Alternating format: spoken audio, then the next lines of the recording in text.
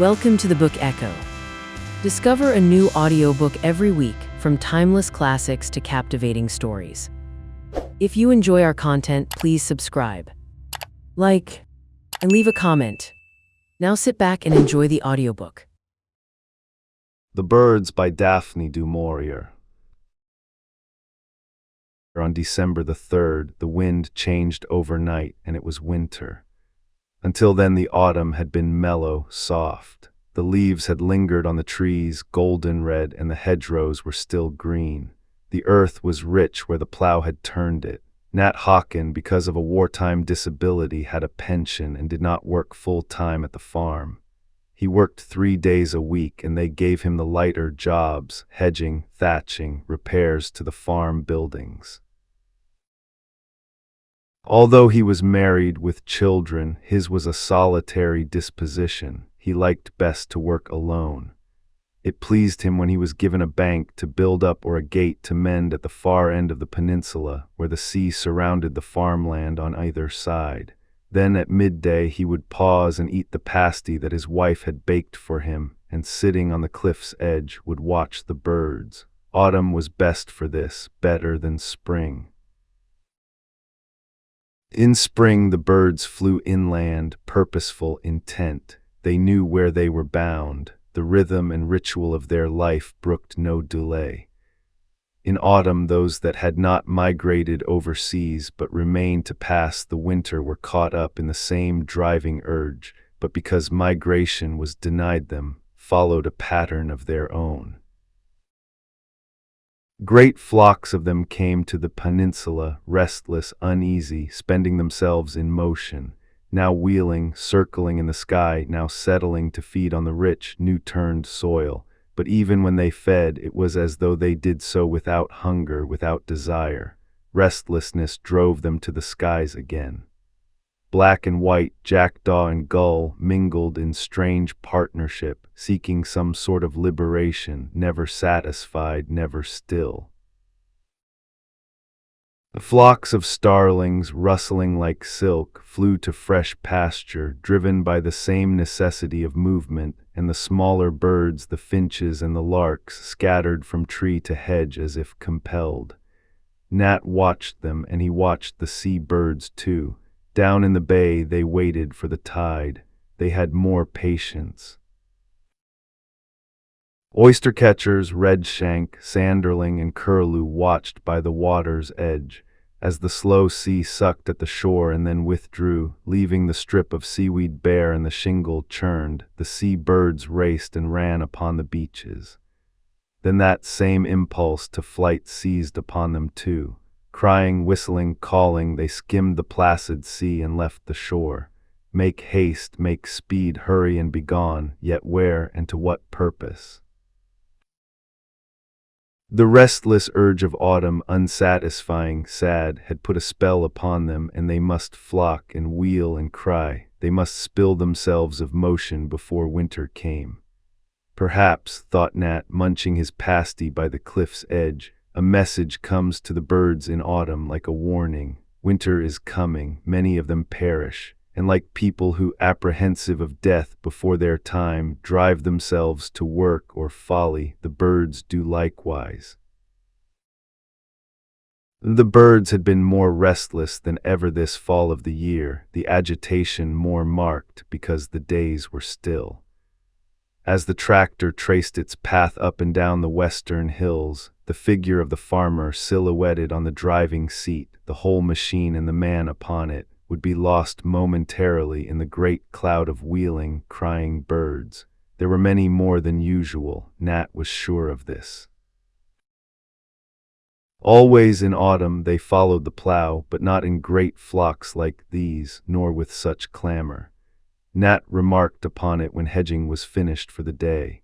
"Yes," said the farmer, "there are more birds about than usual. I've noticed it too." And daring, some of them taking no notice of the tractor. "1 or 2 gulls came so close to my head this afternoon I thought they'd knock my cap off. As it was, I could scarcely see what I was doing when they were overhead, and I had the sun in my eyes."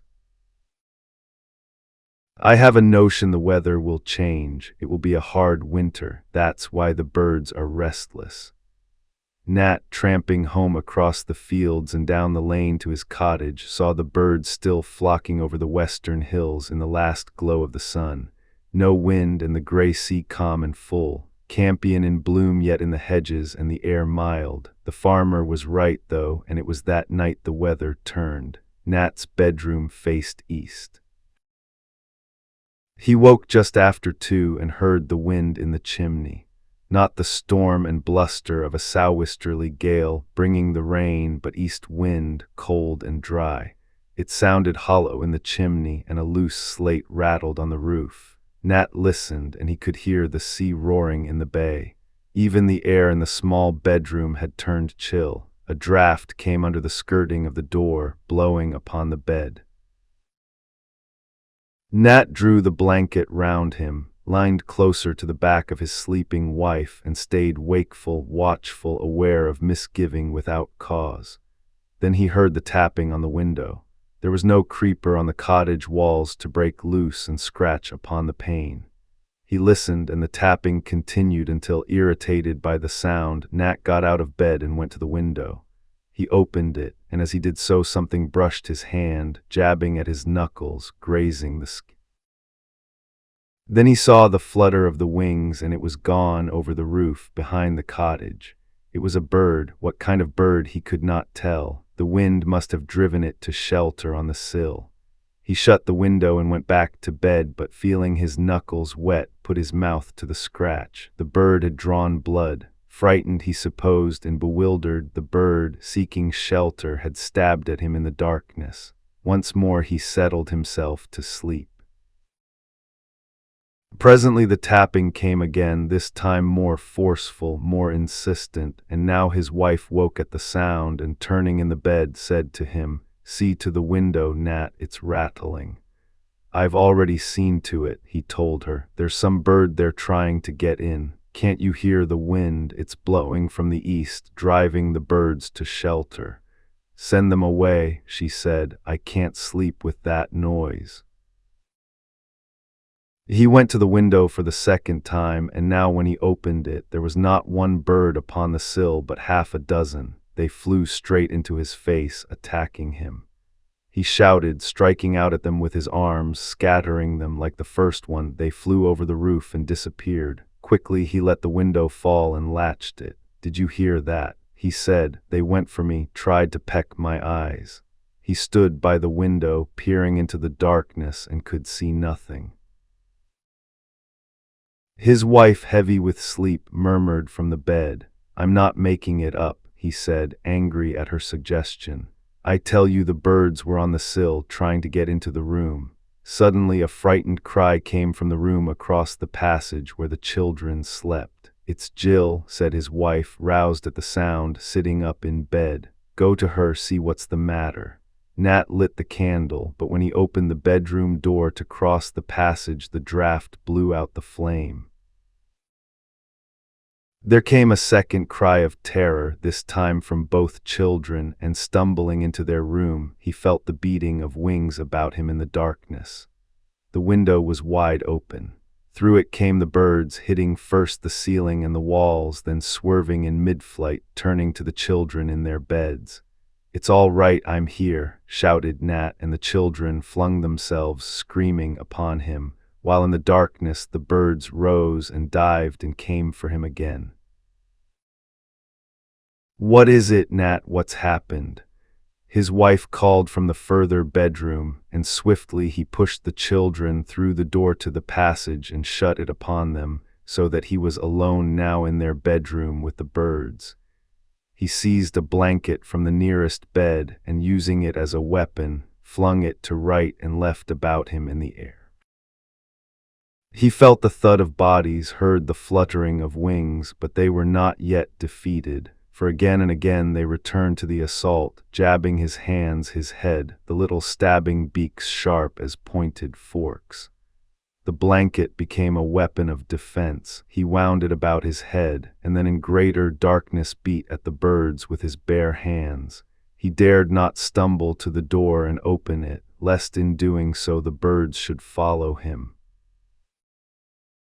How long he fought with them in the darkness he could not tell, but at last the beating of the wings about him lessened and then withdrew, and through the density of the blanket he was aware of light. He waited, listened. There was no sound except the fretful crying of one of the children from the bedroom beyond. The fluttering, the whirring of the wings had ceased. He took the blanket from his head and stared about him. The cold gray morning light exposed the room. Dawn in the open window had called the living birds. The dead lay on the floor. Nat gazed at the little corpses, shocked and horrified. They were all small birds, none of any size. There must have been 50 of them lying there upon the floor. There were robins, finches, sparrows, blue tits, larks, and bramblings, birds that by nature's law kept to their own flock and their own territory, and now, joining one with another in their urge for battle, had destroyed themselves against the bedroom walls or in the strife had been destroyed by him. Some had lost feathers in the fight, others had blood, his blood, upon their beaks. Sickened, Nat went to the window and stared out across his patch of garden to the fields. It was bitter cold, and the ground had all the hard, black look of frost. Not white frost to shine in the morning sun, but the black frost that the east wind brings.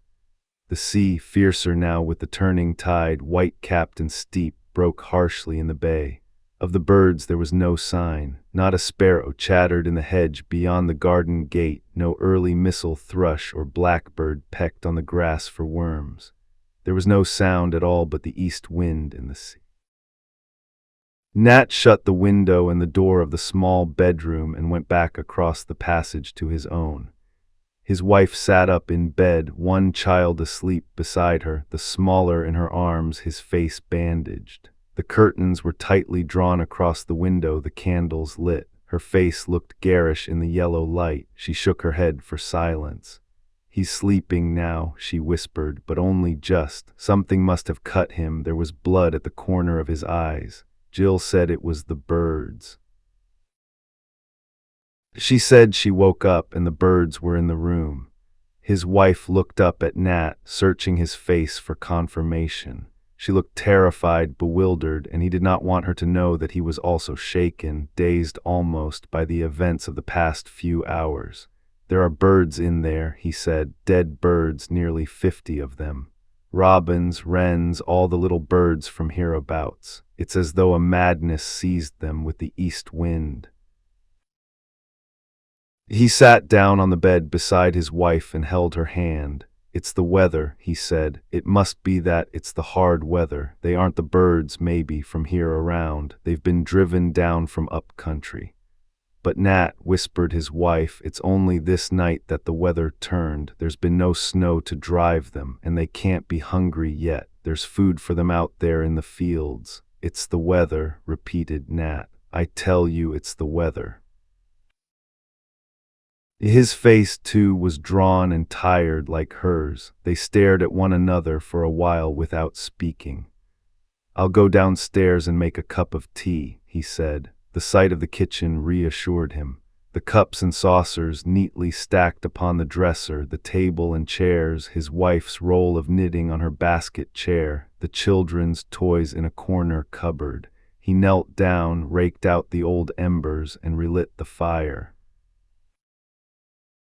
The glowing sticks brought normality, the steaming kettle and the brown teapot comfort and security.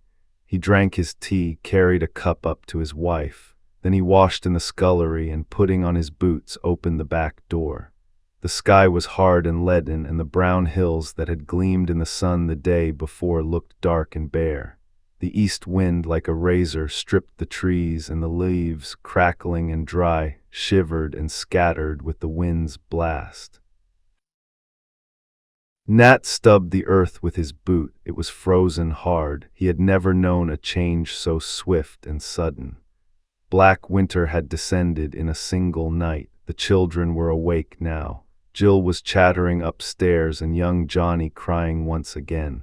Nat heard his wife's voice, soothing, comforting. Presently they came down. He had breakfast ready for them, and the routine of the day began. "Did you drive away the birds?" asked Jill, restored to calm because of the kitchen fire, because of day, because of breakfast. "Yes, they've all gone now," said Nat. "It was the east wind brought them in. They were frightened and lost. They wanted shelter." "They tried to peck us," said Jill. "They went for Johnny's eyes." "Fright made them do that," said Nat. "They didn't know where they were in the dark bedroom." "I hope they won't come again," said Jill. "Perhaps if we put bread for them outside the window, they will eat that and fly away." She finished her breakfast and then went for her coat and hood, her school books and her satchel. Nat said nothing, but his wife looked at him across the table. A silent message passed between them. "I'll walk with her to the bus," he said. "I don't go to the farm today." And while the child was washing in the scullery, he said to his wife, "Keep all the windows closed and the doors too. Just to be on the safe side, I'll go to the farm, find out if they heard anything in the night." Then he walked with his small daughter up the lane. She seemed to have forgotten her experience of the night before. She danced ahead of him, chasing the leaves, her face whipped with the cold and rosy under the pixie hood. "Is it going to snow, Dad?" she said. "It's cold enough." He glanced up at the bleak sky, felt the wind tear at his shoulders. "No," he said, "it's not going to snow. This is a black winter, not a white one."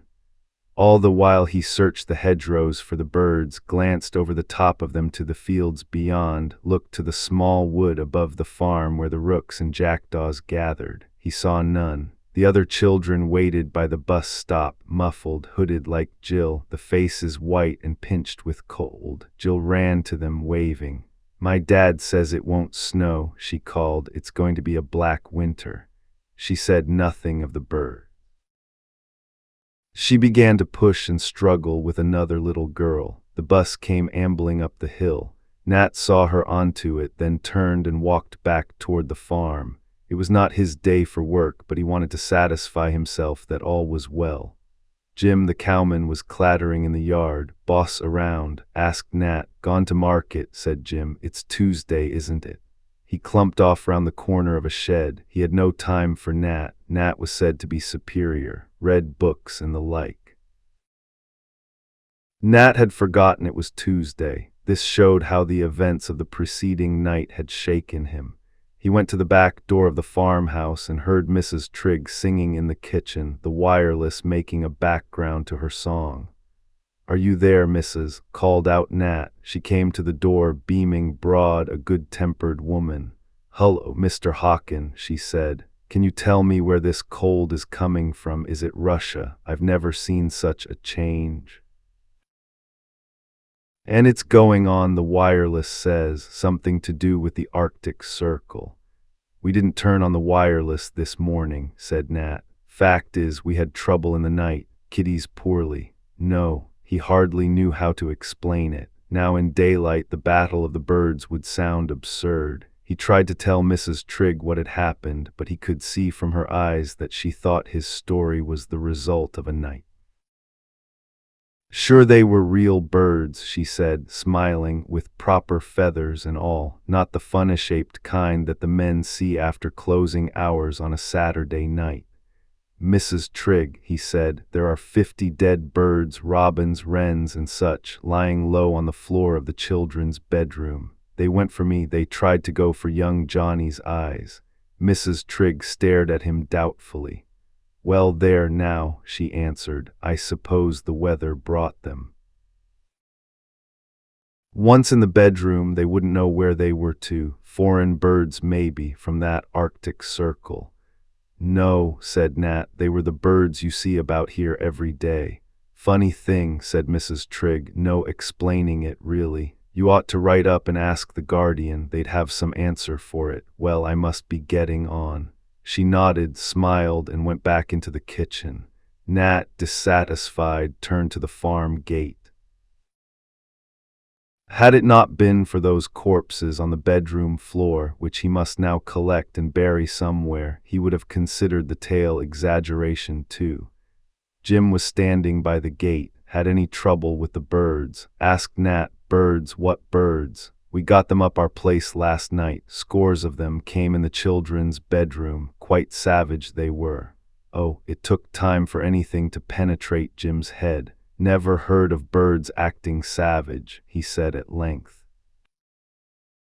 They get tame like sometimes. I've seen them come to the windows for crumbs. These birds last night weren't tame. No, cold maybe, hungry, you put out some crumbs. Jim was no more interested than Mrs. Trigg had been. It was, Nat thought, like air raids in the war. No one down this end of the country knew what the Plymouth folk had seen and suffered. You had to endure something yourself before it touched you. He walked back along the lane and crossed the stiles to his cottage. He found his wife in the kitchen with young Johnny. See anyone? She asked. Mrs. Trigg and Jim, he answered. I don't think they believed me. Anyway, nothing wrong up there. You might take the birds away, she said. I daren't go into the room to make the beds until you do. I'm scared. Nothing to scare you now, said Nat. They're dead, aren't they? He went up with a sack and dropped the stiff bodies into it, one by one. Yes, there were 50 of them all told. Just the ordinary, common birds of the hedgerow, nothing as large even as a thrush. It must have been fright that made them act the way they did. Blue tits, wrens. It was incredible to think of the power of their small beaks jabbing at his face and hands the night before. He took the sack out into the garden and was faced now with a fresh problem. The ground was too hard to dig. It was frozen solid, yet no snow had fallen. Nothing had happened in the past hours but the coming of the east wind.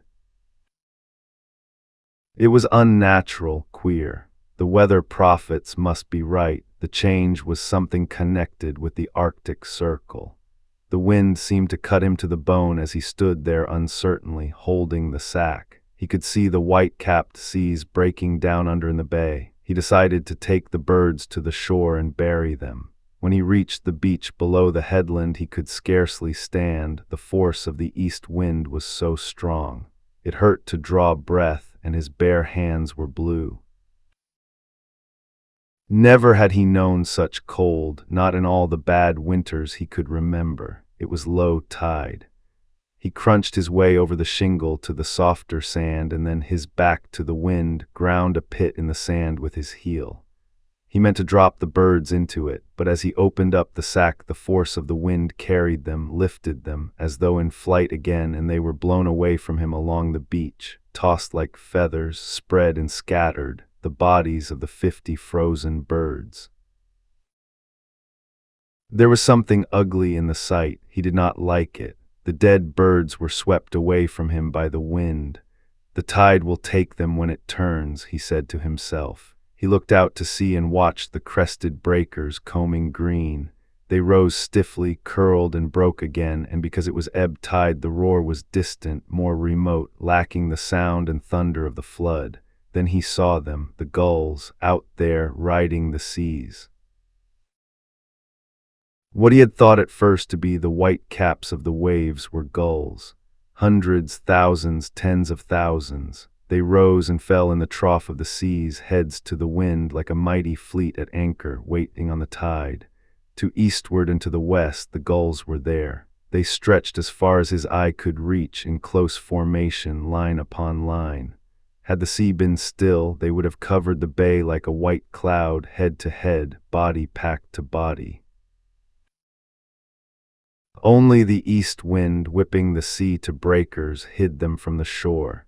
Nat turned and, leaving the beach, climbed the steep path home. Someone should know of this. Someone should be told. Something was happening because of the east wind and the weather that he did not understand. He wondered if he should go to the call box by the bus stop and ring up the police. Yet what could they do? What could anyone do? Tens of thousands of gulls riding the sea there in the bay because of storm, because of hunger. The police would think him mad or drunk or take the statement from him with great calm. Thank you. Yes, the matter has already been reported. The hard weather is driving the birds inland in great numbers. Nat looked about him, still no sign of any other bird. Perhaps the cold had sent them all from up country. As he drew near to the cottage, his wife came to meet him at the door. She called to him, excited. "Nat," she said, "it's on the wireless. They've just read out a special news bulletin. I've written it down." "What's on the wireless?" he said. "About the birds," she said. "It's not only here, it's everywhere, in London, all over the country. Something has happened to the birds." Together they went into the kitchen. He read the piece of paper lying on the table. Statement from the Home Office at 11 a.m. today. Reports from all over the country are coming in hourly about the vast quantity of birds flocking above towns, villages, and outlying districts, causing obstruction and damage and even attacking individuals. It is thought that the Arctic airstream, at present covering the British Isles, is causing birds to migrate south in immense numbers, and that intense hunger may drive these birds to attack human beings. Householders are warned to see to their windows, doors, and chimneys, and to take reasonable precautions for the safety of their children. A further statement will be issued later.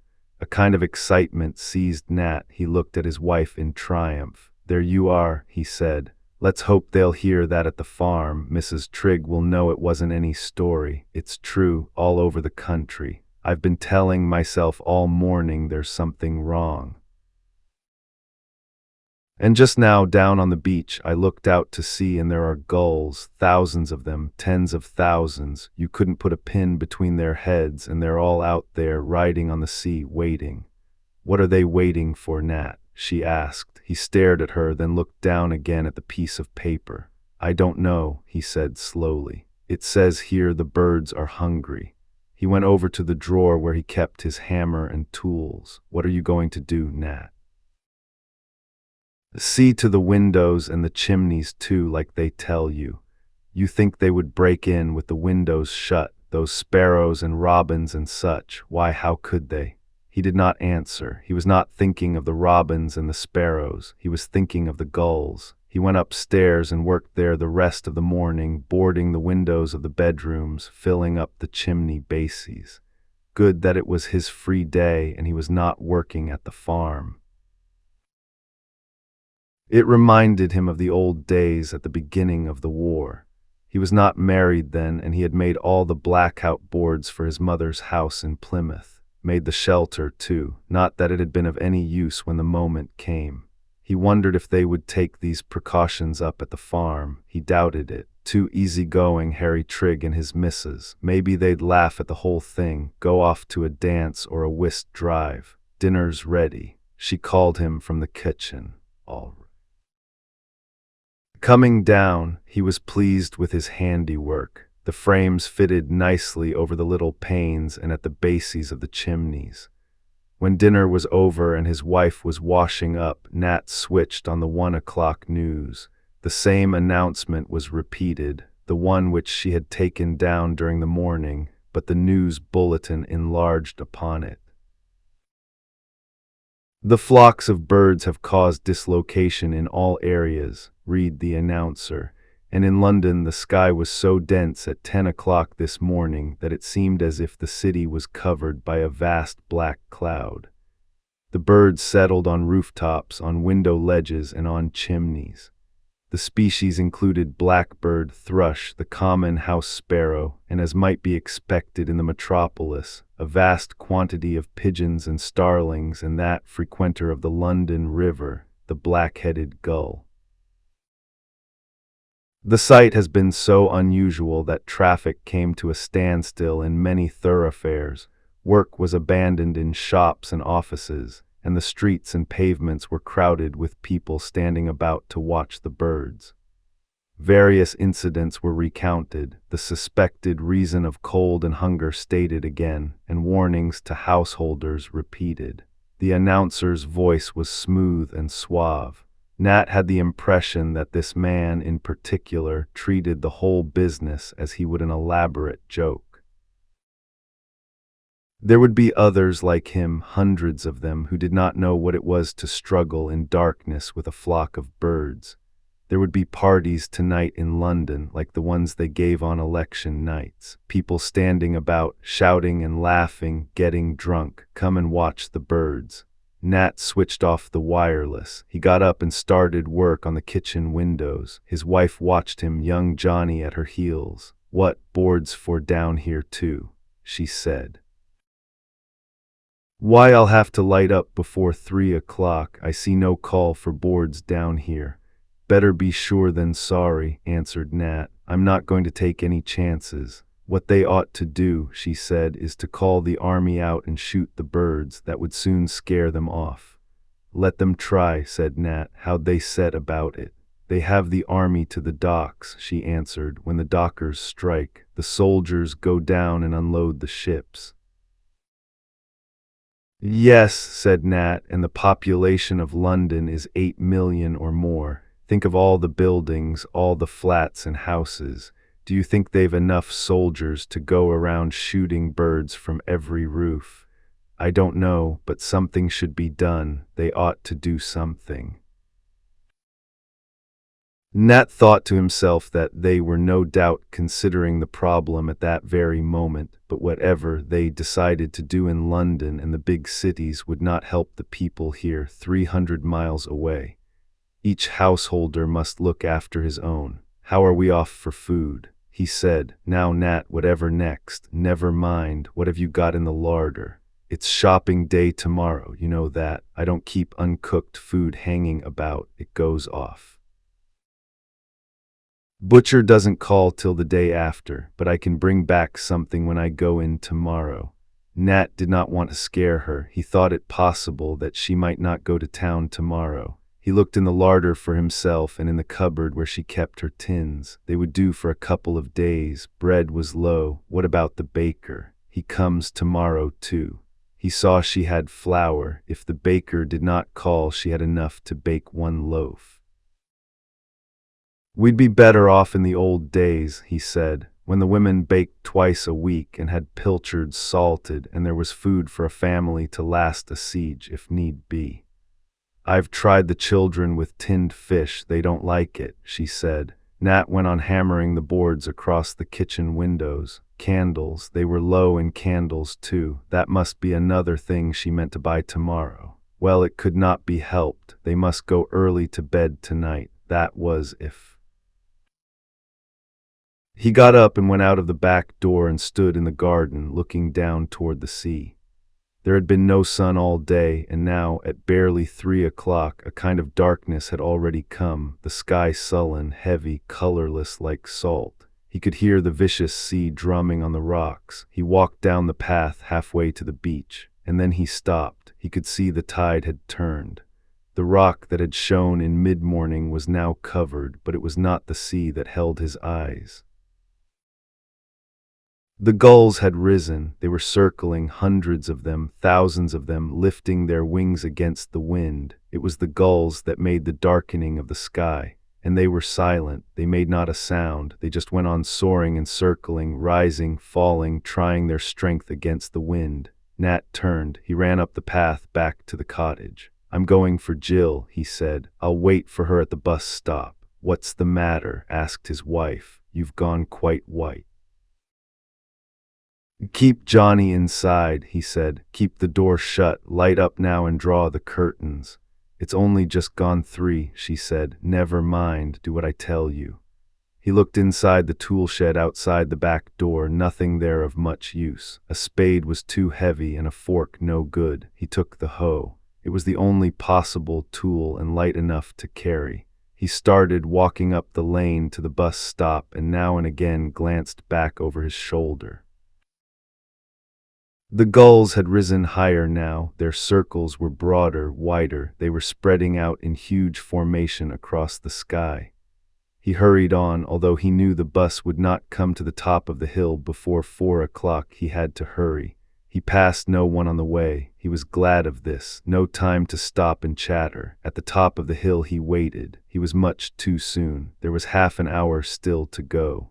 The east wind came whipping across the fields from the higher ground. He stamped his feet and blew upon his hands. In the distance he could see the clay hills, white and clean, against the heavy pallor of the sky.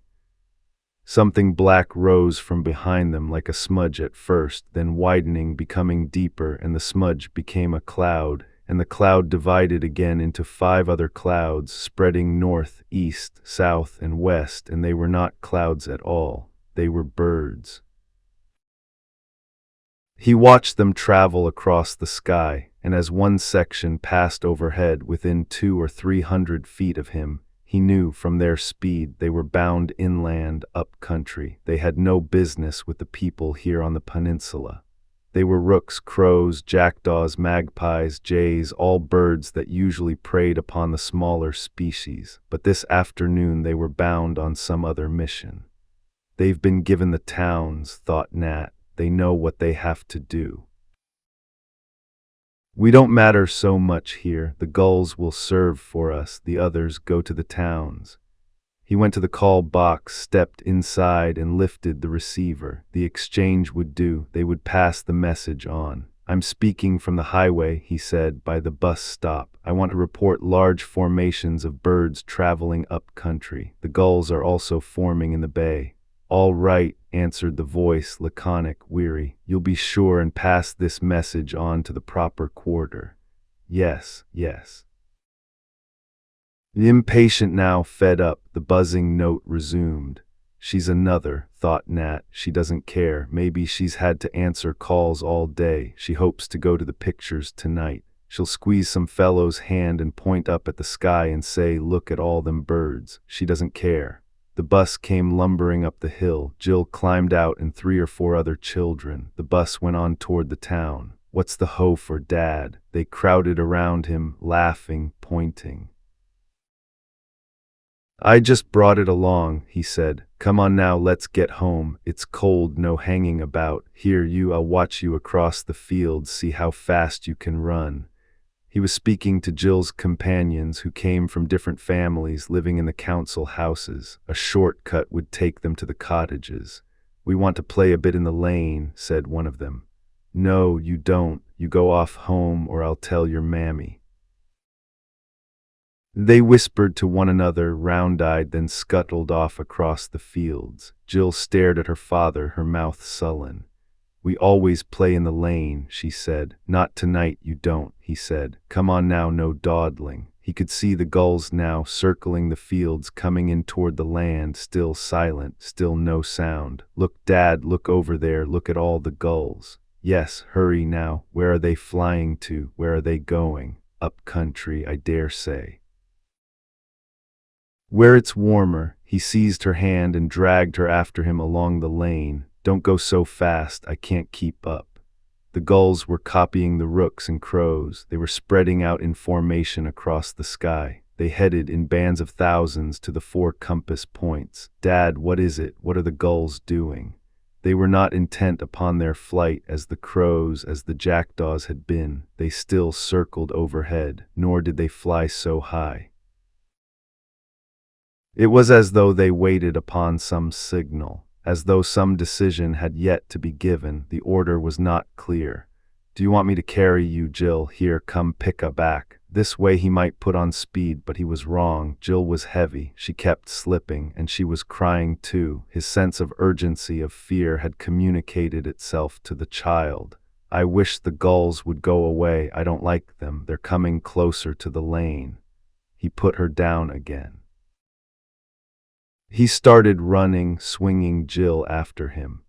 As they went past the farm turning, he saw the farmer backing his car out of the garage. Nat called to him. Can you give us a lift? He said. What's that? Mr. Trigg turned in the driving seat and stared at them. Then a smile came to his cheerful, rubicund face. It looks as though we're in for some fun, he said. Have you seen the gulls? Jim and I are going to take a crack at them. Everyone's gone bird crazy, talking of nothing else.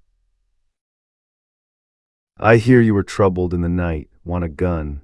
Nat shook his head. The small car was packed. There was just room for Jill if she crouched on top of petrol tins on the back seat. I don't want a gun, said Nat, but I'd be obliged if you'd run Jill home. She's scared of the birds. He spoke briefly. He did not want to talk in front of Jill. Okay, said the farmer, I'll take her home. Why don't you stop behind and join the shooting match? We'll make the feathers fly. Jill climbed in and turning the car, the driver sped up the lane. Nat followed after. Trig must be crazy. What use was a gun against a sky of birds? Now Nat was not responsible for Jill. He had time to look about him. The birds were circling still above the fields, mostly herring gull, but the black-backed gull amongst them. Usually they kept apart. Now they were united. Some bond had brought them together. It was the black-backed gull that attacked the smaller birds and even newborn lambs, so he'd heard. He'd never seen it done. He remembered this now, though, looking above him in the sky. They were coming in toward the farm. They were circling lower in the sky, and the black-backed gulls were to the front. The black-backed gulls were leading. The farm, then, was their target. They were making for the farm. Nat increased his pace toward his own cottage.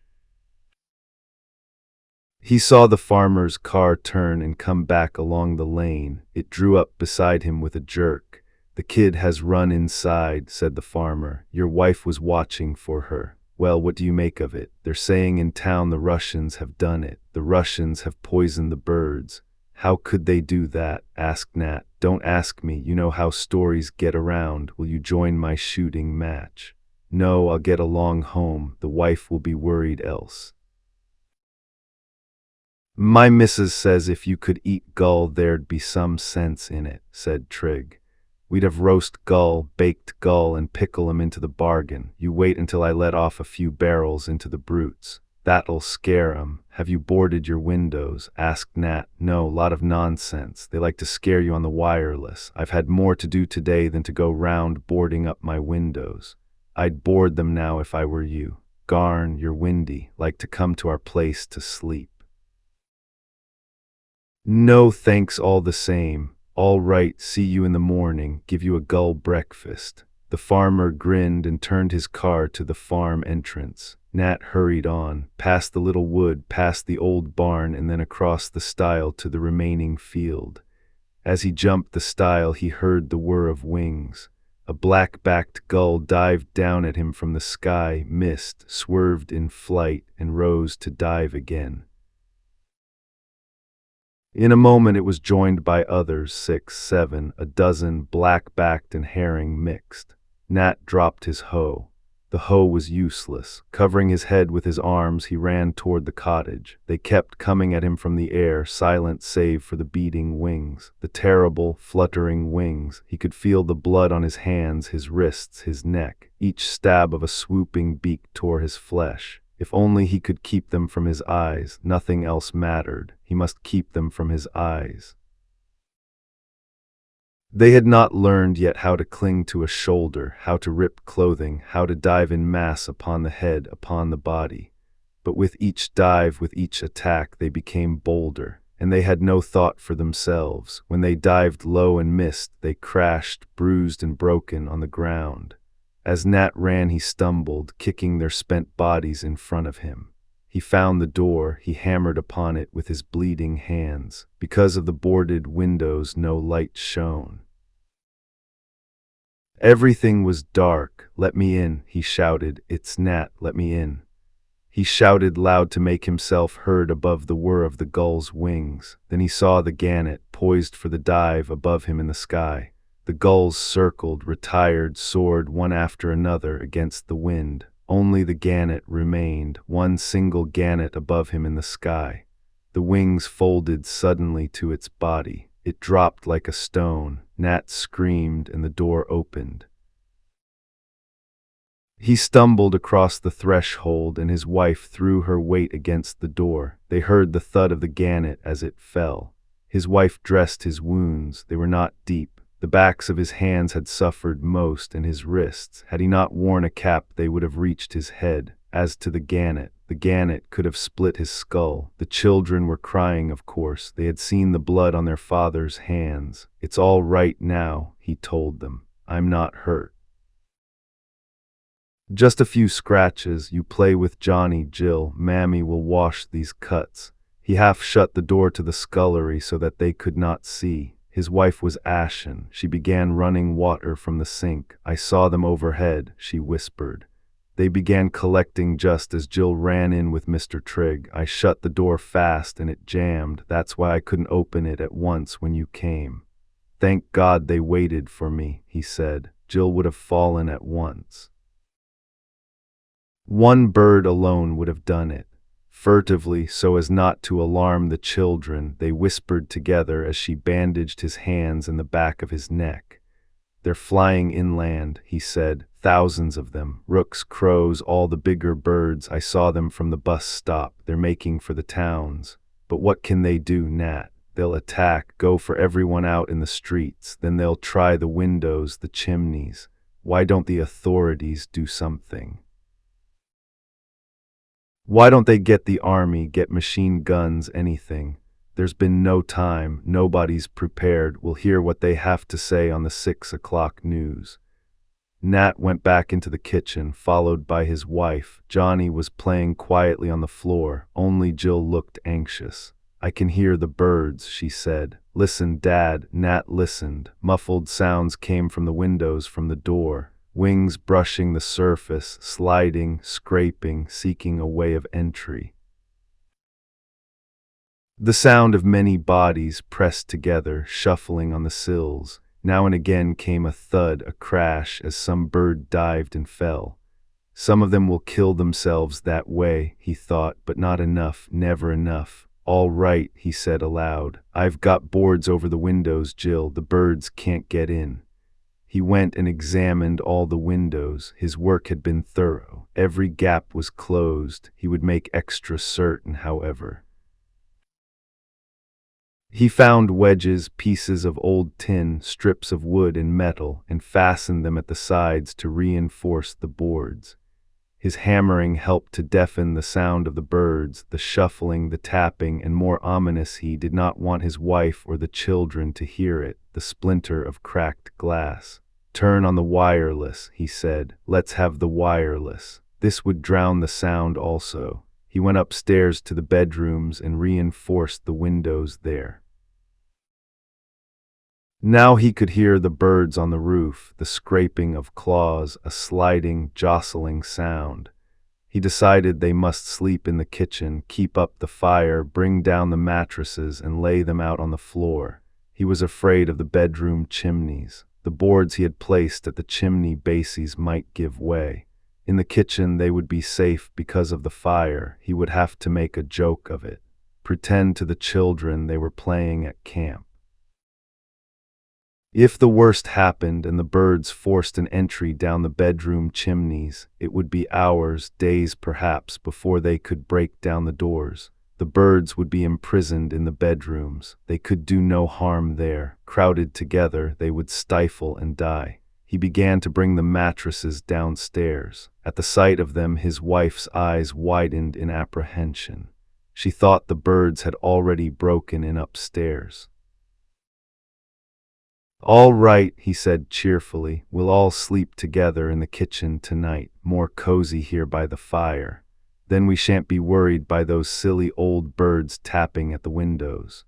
He made the children help him rearrange the furniture, and he took the precaution of moving the dresser with his wife's help across the window. It fitted well. It was an added safeguard. The mattresses could now be laid, one beside the other, against the wall where the dresser had stood.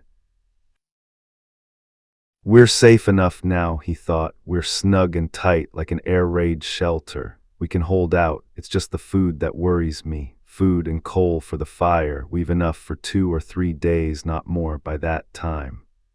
No use thinking ahead as far as that, and they'd be giving directions on the wireless. People would be told what to do." And now, in the midst of many problems, he realized that it was dance music only coming over the air, not children's hour as it should have been.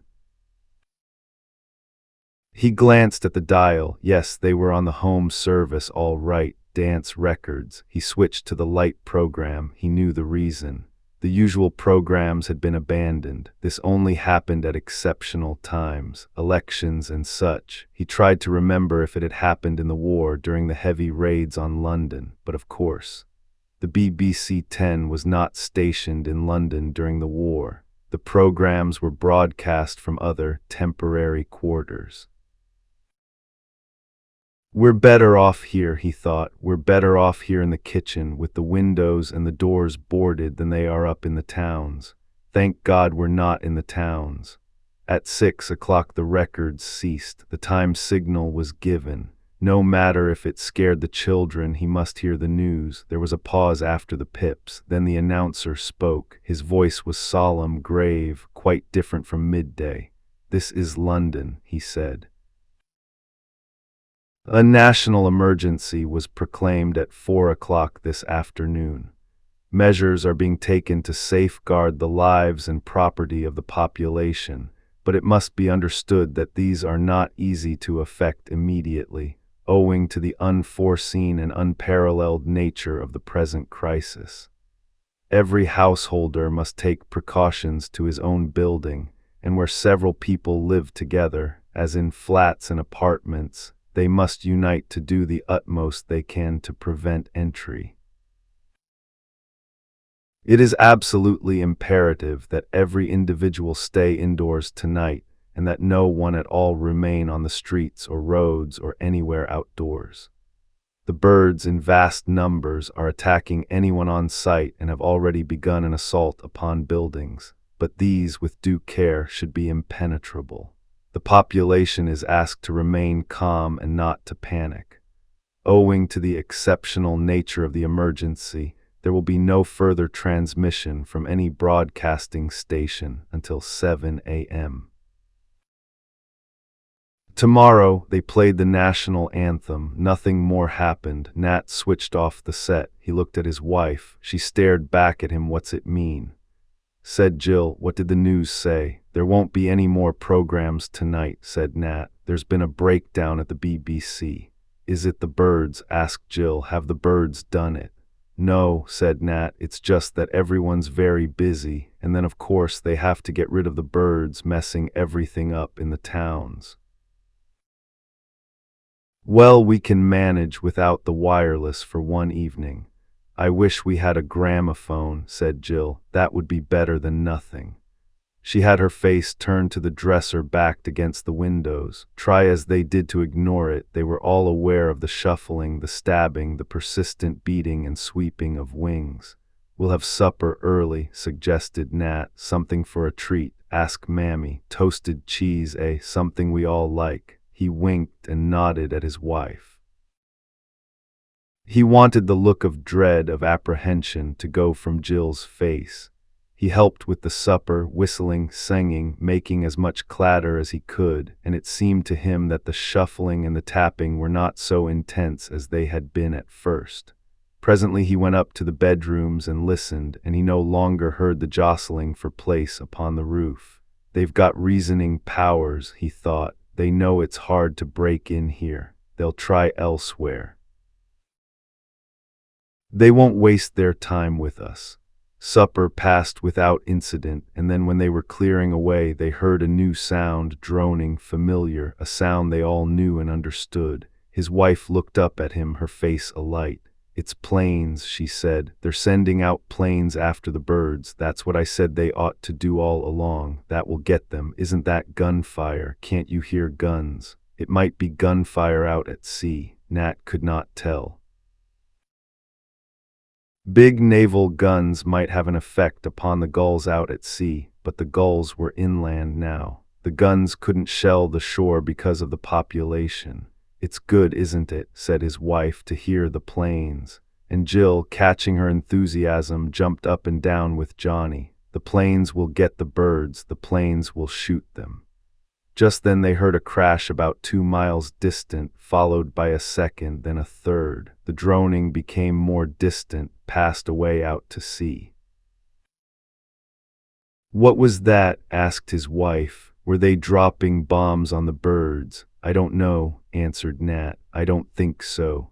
He did not want to tell her that the sound they had heard was the crashing of aircraft. It was, he had no doubt, a venture on the part of the authorities to send out reconnaissance forces, but they might have known the venture was suicidal. What could aircraft do against birds that flung themselves to death against propeller and fuselage but hurtle to the ground themselves? This was being tried now, he supposed, over the whole country, and at a cost. Someone high up had lost his head. "Where have the planes gone, Dad?" asked Jill. "Back to base," he said. "Come on now, time to tuck down for bed." It kept his wife occupied, undressing the children before the fire, seeing to the bedding, one thing and another, while he went round the cottage again, making sure that nothing had worked loose. There was no further drone of aircraft, and the naval guns had ceased. "Waste of life and effort," Nat said to himself. "We can't destroy enough of them that way. Cost too heavy. There's always gas. Maybe they'll try spraying with gas, mustard gas. We'll be warned first, of course, if they do. There's one thing, the best brains of the country will be onto it tonight." Somehow the thought reassured him. He had a picture of scientists, naturalists, technicians, and all those chaps they called the backroom boys summoned to a council. They'd be working on the problem now. This was not a job for the government, for the chiefs of staff. They would merely carry out the orders of the scientists. They'll have to be ruthless, he thought. Where the trouble's worse, they'll have to risk more lives if they use gas. All the livestock, too, and the soil all contaminated. As long as everyone doesn't panic, that's the trouble. People panicking, losing their heads. The BBC was right to warn us of that. Upstairs in the bedrooms all was quiet, no further scraping and stabbing at the windows. A lull in battle, forces regrouping. Wasn't that what they called it in the old wartime bulletins? The wind hadn't dropped, though. He could still hear it roaring in the chimneys, and the sea breaking down on the shore. Then he remembered the tide. The tide would be on the turn. Maybe the lull in battle was because of the tide. There was some law the birds obeyed, and it was all to do with the east wind and the tide. He glanced at his watch. Nearly 8 o'clock. It must have gone high water an hour ago. That explained the lull. The birds attacked with the flood tide. It might not work that way inland, up country, but it seemed as if it was so this way on the coast. He reckoned the time limit in his head. They had 6 hours to go without attack. When the tide turned again, around 1:20 in the morning, the birds would come back. There were 2 things he could do. The first, to rest with his wife and the children, and all of them snatch what sleep they could until the small hours. The second, to go out, see how they were faring at the farm, see if the telephone was still working there so that they might get news from the exchange. He called softly to his wife, who had just settled the children. She came halfway up the stairs and he whispered to her. "You're not to go," she said at once. "You're not to go and leave me alone with the children. I can't stand it." Her voice rose hysterically. He hushed her, calmed her. "All right," he said, "all right. I'll wait till morning. And we'll get the wireless bulletin then too, at 7. But in the morning, when the tide ebbs again, I'll try for the farm, and they may let us have bread and potatoes and milk too." His mind was busy again, planning against emergency. They would not have milked, of course, this evening. The cows would be standing by the gate, waiting in the yard with the household inside, battened behind boards as they were here at the cottage. That is, if they had time to take precautions. He thought of the farmer, Trigg, smiling at him from the car. There would have been no shooting party, not tonight. The children were asleep. His wife, still clothed, was sitting on her mattress. She watched him, her eyes nervous. "What are you going to do?" she whispered. He shook his head for silence. Softly, stealthily, he opened the back door and looked outside. It was pitch dark. The wind was blowing harder than ever, coming in steady gusts, icy from the sea. He kicked at the step outside the door. It was heaped with birds. There were dead birds everywhere, under the windows, against the walls. These were the suicides, the divers, the ones with broken necks. Wherever he looked he saw dead birds, no trace of the living. The living had flown seaward with the turn of the tide. The gulls would be riding the seas now as they had done in the forenoon. In the far distance, on the hill where the tractor had been 2 days before, something was burning. One of the aircraft that had crashed, the fire, fanned by the wind, had set light to a stack. He looked at the bodies of the birds, and he had a notion that if he heaped them one upon the other on the windowsills, they would make added protection for the next attack. Not much, perhaps, but something. The bodies would have to be clawed at, pecked, and dragged aside before the living birds could gain purchase on the sills and attack the panes. He set to work in the darkness. It was queer, he hated touching them. The bodies were still warm and bloody. The blood matted their feathers. He felt his stomach turn, but he went on with his work. He noticed grimly that every window pane was shattered. Only the boards had kept the birds from breaking in. He stuffed the cracked panes with the bleeding bodies of the birds. When he had finished, he went back into the cottage. He barricaded the kitchen door, made it doubly secure. He took off his bandages, sticky with the bird's blood, not with his own cuts, and put on fresh plaster.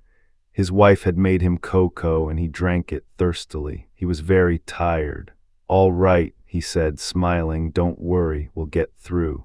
He lay down on his mattress and closed his eyes. He slept at once. He dreamt uneasily because through his dreams there ran a thread of something forgotten. Some piece of work neglected that he should have done. Some precaution that he had known well but had not taken, and he could not put a name to it in his dreams. It was connected in some way with the burning aircraft and the stack upon the hill. He went on sleeping, though he did not awake. It was his wife shaking his shoulder that awoke him finally. "They've begun," she sobbed. "They've started this last hour. I can't listen to it any longer alone. There's something smelling bad too, something burning." Then he remembered. He had forgotten to make up the fire. It was smoldering, nearly out. He got up swiftly and lit the lamp. The hammering had started at the windows and the doors, but it was not that he minded now. It was the smell of singed feathers. The smell filled the kitchen. He knew at once what it was. The birds were coming down the chimney, squeezing their way down to the kitchen range. He got sticks and paper and put them on the embers, then reached for the can of paraffin. "Stand back," he shouted to his wife. "We've got to risk this." He threw the paraffin onto the fire. The flame roared up the pipe, and down upon the fire fell the scorched, blackened bodies of the birds. The children woke, crying. "What is it?" said Jill. "What's happened?" Nat had no time to answer. He was raking the bodies from the chimney, clawing them out onto the floor. The flames still roared, and the danger of the chimney catching fire was one he had to take. The flames would send away the living birds from the chimney top. The lower joint was the difficulty, though. This was choked with the smoldering, helpless bodies of the birds caught by fire. He scarcely heeded the attack on the windows and the door. Let them beat their wings, break their beaks, lose their lives in the attempt to force an entry into his home. They would not break in. He thanked God he had one of the old cottages with small windows, stout walls, not like the new council houses. Heaven help them up the lane in the new council houses. "Stop crying," he called to the children. "There's nothing to be afraid of. Stop crying." He went on raking at the burning, smoldering bodies as they fell into the fire. "This'll fetch them," he said to himself, "the draft and the flames together. We're all right as long as the chimney doesn't catch. I ought to be shot for this. It's all my fault. Last thing, I should have made up the fire. I knew there was something." Amid the scratching and tearing at the window boards came the sudden, homely striking of the kitchen clock. 3 a.m., a little more than 4 hours yet to go. He could not be sure of the exact time of high water. He reckoned it would not turn much before 7:30, 20 to 8. "Light up the primus," he said to his wife. "Make us some tea and the kids some cocoa. No use sitting around doing nothing." That was the line, keep her busy, and the children too. Move about, eat, drink, always best to be on the go. He waited by the range. The flames were dying, but no more blackened bodies fell from the chimney. He thrust his poker up as far as it could go and found nothing. It was clear. The chimney was clear. He wiped the sweat from his forehead. "Come on now, Jill," he said. "Bring me some more sticks. We'll have a good fire going directly." She wouldn't come near him, though. She was staring at the heaped, singed bodies of the birds. "Never mind them," he said. "We'll put those in the passage when I've got the fire steady." The danger of the chimney was over. It could not happen again, not if the fire was kept burning day and night. "I'll have to get more fuel from the farm tomorrow," he thought. "This will never last. I'll manage, though. I can do all that with the ebb tide. It can be worked, fetching what we need when the tide's turned. We've just got to adapt ourselves, that's all." They drank tea and cocoa and ate slices of bread and bovril. Only half a loaf left, Nat noticed. Never mind, though, they'd get by. "Stop it," said young Johnny, pointing to the windows with his spoon. "Stop it, you old birds." "That's right," said Nat, smiling. "We don't want the old beggars, do we? Had enough of 'em." They began to cheer when they heard the thud of the suicide birds. "There's another, Dad," cried Jill. "He's done for." "He's had it," said Nat. "There he goes, the blighter." This was the way to face up to it. This was the spirit. If they could keep this up, hang on like this until 7, when the first news bulletin came through, they would not have done too badly. "Give us a cigarette," he said to his wife. "A bit of a smoke will clear away the smell of the scorched feathers." "There's only 2 left in the packet," she said. "I was going to buy you some from the co-op." "I'll have 1, he said. "T'other will keep for a rainy day." No sense trying to make the children rest. There was no rest to be got while the tapping and the scratching went on at the windows. He sat with one arm round his wife and the other round Jill, with Johnny on his mother's lap and the blankets heaped about them on the mattress. "You can't help admiring the beggars," he said. "They've got persistence. You'd think they'd tire of the game, but not a bit of it." Admiration was hard to sustain. The tapping went on, and a new rasping note struck Nat's ear, as though a sharper beak than any hitherto had come to take over from its fellows. He tried to remember the names of birds. He tried to think which species would go for this particular job. It was not the tap of the woodpecker. That would be light and frequent. This was more serious because if it continued long, the wood would splinter, as the glass had done. Then he remembered the hawks. Could the hawks have taken over from the gulls? Were there buzzards now upon the sills, using talons as well as beaks? Hawks, buzzards, kestrels, falcons. He had forgotten the birds of prey. He had forgotten the gripping power of the birds of prey. 3 hours to go, and while they waited, the sound of the splintering wood, the talons tearing at the wood. Nat looked about him, seeing what furniture he could destroy to fortify the door. The windows were safe because of the dresser. He was not certain of the door. He went upstairs, but when he reached the landing he paused and listened. There was a soft patter on the floor of the children's bedroom. The birds had broken through. He put his ear to the door, no mistake. He could hear the rustle of wings and the light patter as they searched the floor. The other bedroom was still clear. He went into it and began bringing out the furniture to pile at the head of the stairs should the door of the children's bedroom go. It was a preparation. It might never be needed. He could not stack the furniture against the door because it opened inward. The only possible thing was to have it at the top of the stairs. "Come down, Nat, what are you doing?" called his wife. "I won't be long," he shouted, "just making everything shipshape up here." He did not want her to come. He did not want her to hear the pattering of the feet in the children's bedroom, the brushing of those wings against the door. At 5:30, he suggested breakfast, bacon and fried bread, if only to stop the growing look of panic in his wife's eyes and to calm the fretful children. She did not know about the birds upstairs. The bedroom, luckily, was not over the kitchen.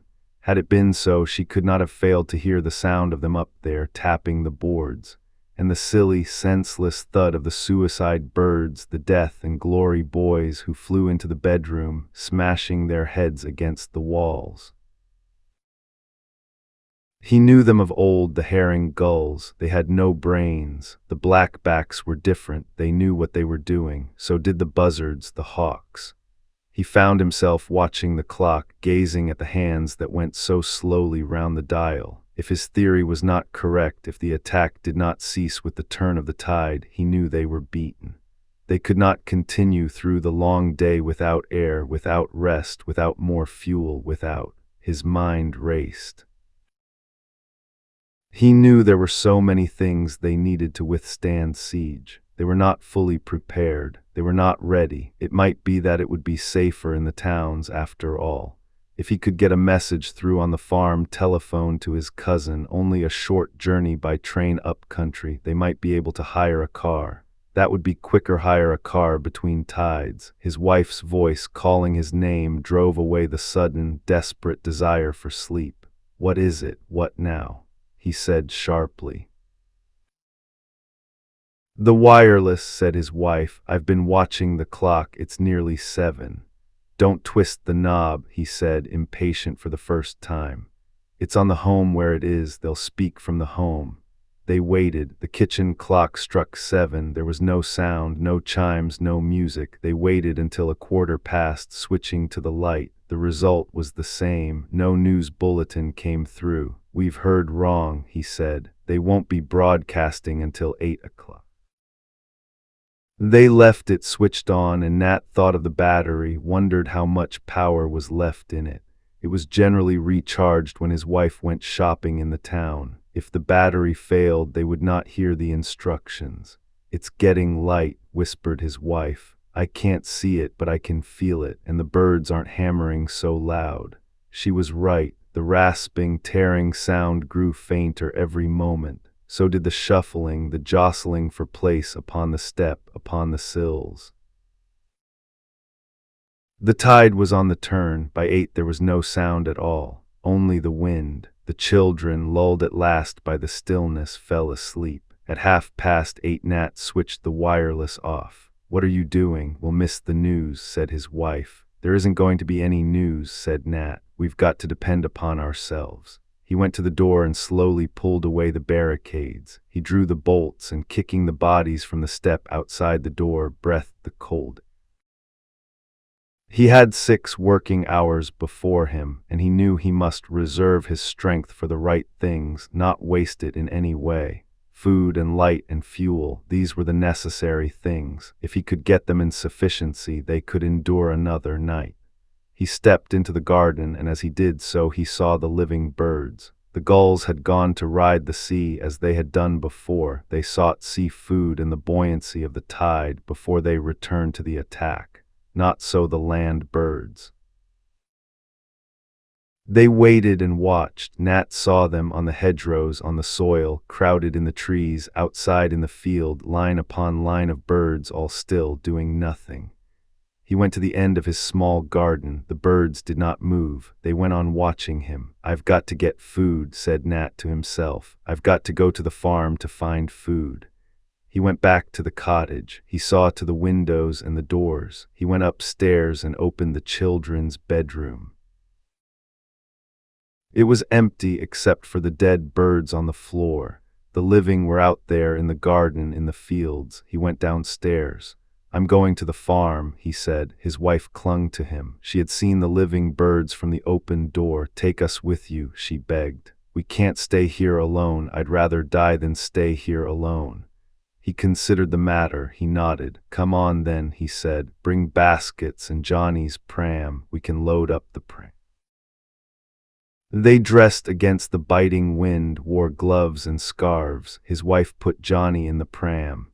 Nat took Jill's hand. "The birds," she whimpered, "they're all out there in the fields. They won't hurt us," he said, "not in the light."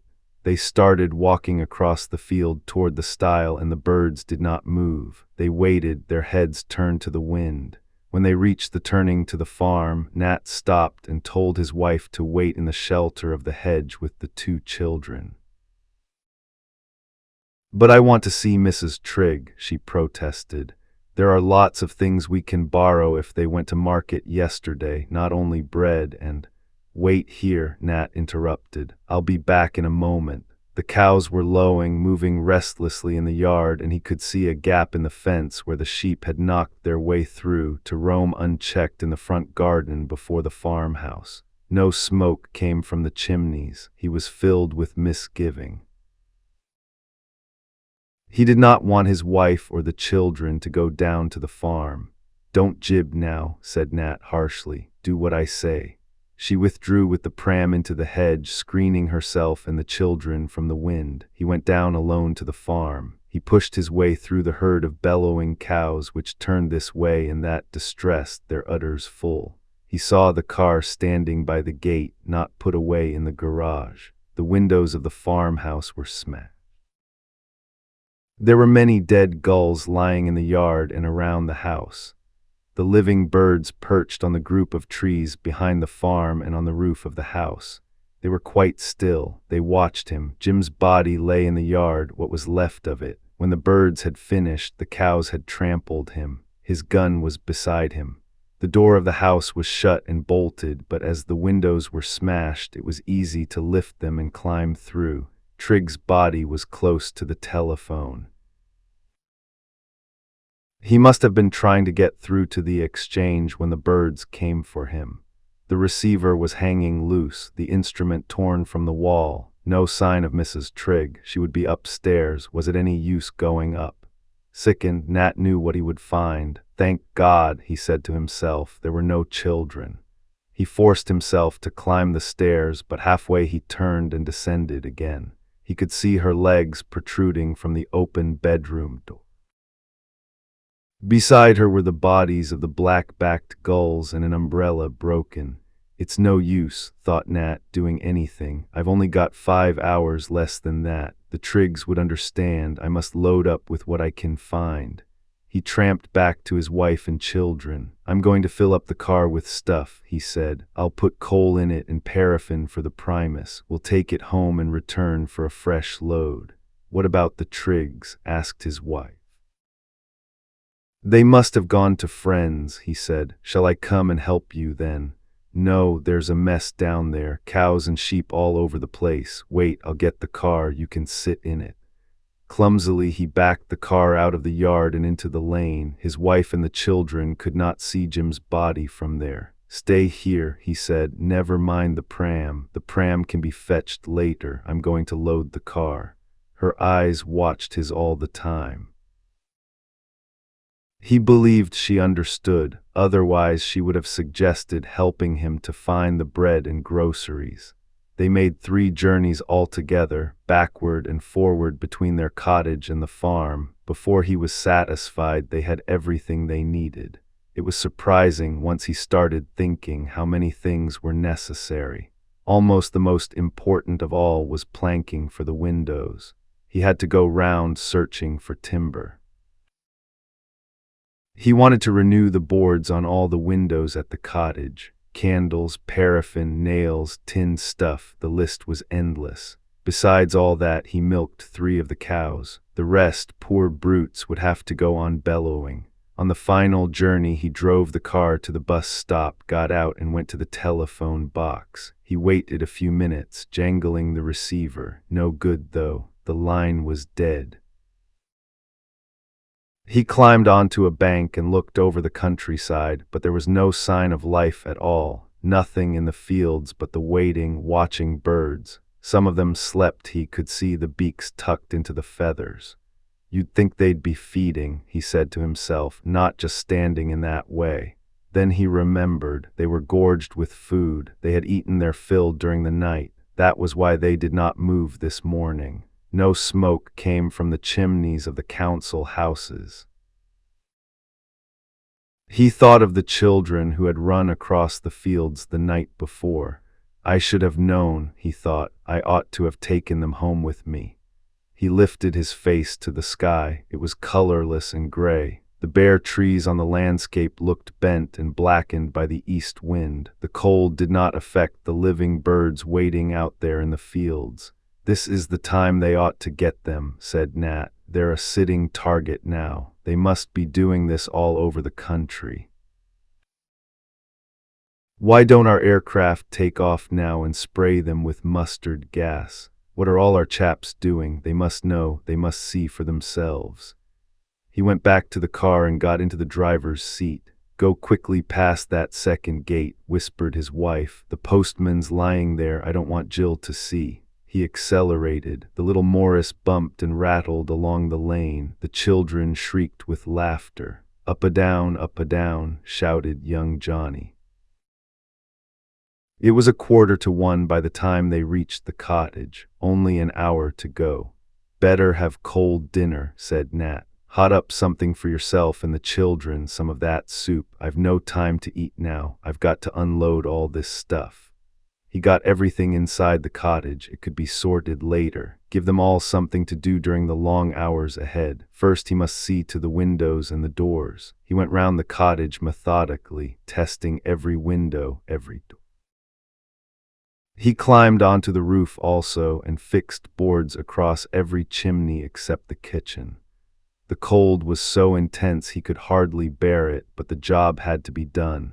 Now and again he would look up, searching the sky for aircraft. None came. As he worked, he cursed the inefficiency of the authorities. It's always the same, he muttered. They always let us down, muddle from the start. No plan, no real organization, and we don't matter down here, that's what it is. The people up country have priority. They're using gas up there, no doubt, and all the aircraft. We've got to wait and take what comes. He paused, his work on the bedroom chimney finished, and looked out to sea. Something was moving out there, something gray and white amongst the breakers. Good old Navy, he said. They never let us down. They're coming down channel. They're turning in the bay. He waited, straining his eyes, watering in the wind toward the sea. He was wrong, though. It was not ships. The Navy was not there. The gulls were rising from the sea. The massed flocks in the fields with ruffled feathers rose in formation from the ground and wing to wing soared upward to the sky. The tide had turned again. Nat climbed down the ladder and went inside the kitchen. The family were at dinner. It was a little after 2. He bolted the door, put up the barricade, and lit the lamp. It's night time, said young Johnny. His wife had switched on the wireless once again, but no sound came from it. I've been all round the dial, she said. Foreign stations and that lot. I can't get anything. Maybe they have the same trouble, he said. Maybe it's the same right through Europe. She poured out a plateful of the Triggs' soup, cut him a large slice of the Triggs' bread, and spread their dripping upon it. They ate in silence. A piece of the dripping ran down young Johnny's chin and fell onto the table. Manners, Johnny, said Jill. You should learn to wipe your mouth. The tapping began at the windows, at the door. The rustling, the jostling, the pushing for position on the sills. The first thud of the suicide gulls upon the step. Won't America do something? Said his wife. They've always been our allies, haven't they? Surely America will do something. Nat did not answer. The boards were strong against the windows and on the chimneys too. The cottage was filled with stores, with fuel, with all they needed for the next few days. When he had finished dinner, he would put the stuff away, stack it neatly, get everything shipshape handy-like. His wife could help him and the children too. They'd tire themselves out between now and 9:15 when the tide would ebb. Then he'd tuck them down on their mattresses, see that they slept good and sound until 3 in the morning. He had a new scheme for the windows, which was to fix barbed wire in front of the boards. He had brought a great roll of it from the farm. The nuisance was he'd have to work at this in the dark when the lull came between 9 and 3. Pity he had not thought of it before. Still, as long as the wife slept and the kids, that was the main thing. The smaller birds were at the window now. He recognized the light tap-tapping of their beaks and the soft brush of their wings. The hawks ignored the windows. They concentrated their attack upon the door. Nat listened to the tearing sound of splintering wood and wondered how many million years of memory were stored in those little brains, behind the stabbing beaks, the piercing eyes, now giving them this instinct to destroy mankind with all the deft precision of machines. "I'll smoke that last cigarette," he said to his wife. "Stupid of me, it was the one thing I forgot to bring back from the farm." He reached for it, switched on the silent wireless. He threw the empty packet on the fire and watched it burn.